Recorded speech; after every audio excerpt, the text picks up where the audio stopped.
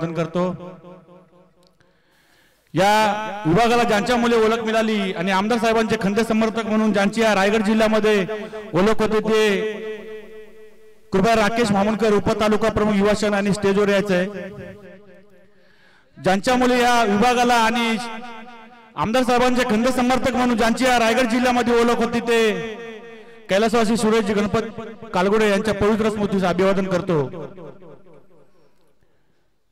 आपल्या सर्वांचे लाडके आणि ज्यांची महाराष्ट्रामध्ये एक नाव लौकिक आहे ते आपल्या सर्वांचे लोकप्रिय आमदार आणि ह्या 194 मतदारसंघाचे उमेदवार आदरणीय आमदार भरतशेठ गोगोले साहेब, तसे युवकांचे प्रेरणास्थान म्हणून ज्यांच्याकडे पाहिलं जातं ते युवा सेना कोर कमिटी सदस्य महाराष्ट्र आदरणीय विकासजी गोगोले साहेब।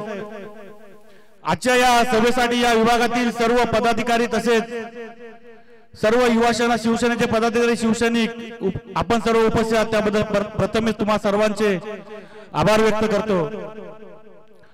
आज या सवानी पंचायत समिती गणाची सभा आयोजित करण्याचं कारण तुम्हा आम्हा सर्वांना माहित आहे की सरकारने ओघ घातलेल्या 20 तारखेच्या विधानसभेच्या इलेक्शनच्या प्रचारार्थ आमदार साहेबांच्या प्रचारार्थ आपण सर्वजण इथे एकत्रित उपस्थित राहिलो आहोत।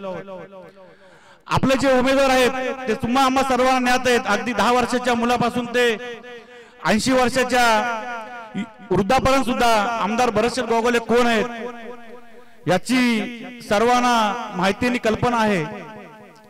बरेचसे आता उमेदवार येतात ते सांगतात, सर्वजण वक्ते बोलणार, जास्त काही बोलणार नाही, परंतु सांगतात की विकासात्मक कामं असतील काय असतील की काय केली तुम्हाला सर्वांना माहिती आहेत। आता जे ते सांगत आहेत की आम्ही काम करू, खास करून ते सांगतात की आम्ही रोजगार देऊ, परंतु जे उमेदवार स्वतःच बेरोजगार आहेत ते रोजगार काय देणार हा मोठा प्रश्न आहे। फक्त सांगणं सोपं आहे, करणं खूप अवघड असतं। आता ते सांगत आहेत, बरंचसं काही सांगतात की आम्ही रोजगार देऊ, आम्ही विकास करू, पण तुम्ही विकास करण्यासाठी पहिला निवडून यायला पाहिजे, निवडून आलात तरच तुम्ही विकास करणार, हा मोठा प्रश्न आहे।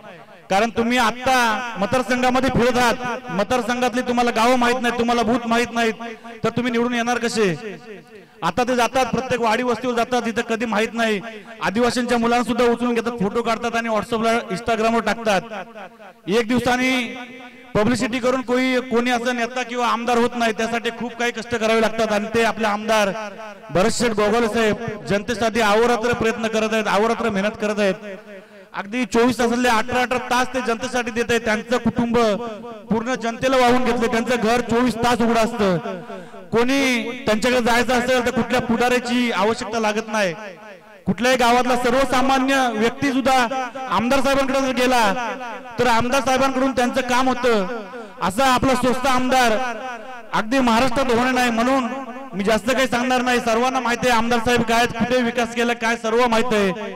मी तुम्हाला उपस्थित सर्व या पंचायत समिती सवानी गणातील सर्व शिवसैनिक युवा सैनिक एकच विनंती करेल की येणाऱ्या 20 तारखेला 2 नंबरचं बटन आमदार भरतशेठ गोगोले यांच्या समोर 2 नंबरचं धनुष्यबाणाचं बटन दाबायचंय आणि आमदार साहेबांना या पंचायत समिती गणातून जास्तीत जास्त लीड द्यायची। कारण प्रत्येक पंचायत समिती जिल्हा परिषद गणावाईज इथे एक शर्यत लागली की कोणत्या गणातून जास्त लीड जाणार आहे, ज्या गणातून जास्त लीड जाईल त्या विभागाला विकासात्मक जास्त प्राधान्य मिळेल, आता असं आमदार साहेबांनी सांगितले। म्हणून आपण सर्वांनी एकमेकाच्या विचाराने काम करायचंय।